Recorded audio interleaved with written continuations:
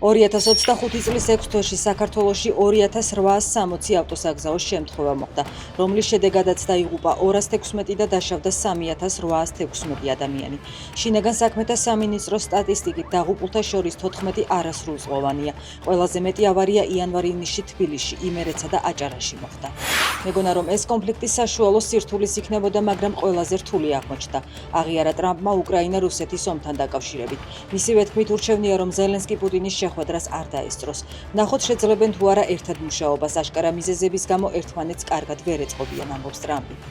ზელენსკი ადასტურებს თურქეთის მზადყოფნას დაეხმაროს უკრაინას შავ ზღვაში, როგორც უკრაინის პრეზიდენტმა განაცხადა მსურველთა კოალიციის ბოლო შეხვედრაზე, ანკარამ წამოაყენა წინადადება, რომ მზადაა შავ ზღვაში უკრაინის უსაფრთხოების გარანტიები თავის თავზე აიღოს.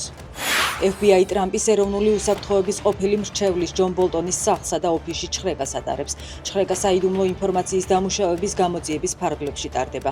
საერთაშორისო მედია წერს, რომ ბოლტონი არ დაუკავებიათ და მისთვის არც ბრალი წაუყენებიათ. კრემლმა საკუთარი პროპაგანდისტი უცხოელ აგენტად გამოაცხადა. სამთავრობო პოლიტოლოგი სერგეი მარკოვი რუსეთის იუსტიციის სამინისტრომ უცხოელი აგენტების რეესტრში შეიყვანა. რუსული მედიის ცნობით მარკოვი აგენტების რეესტრში აზერბაიჯანის ხელისუფლებასთან კონტაქტების გამო მოხვდა.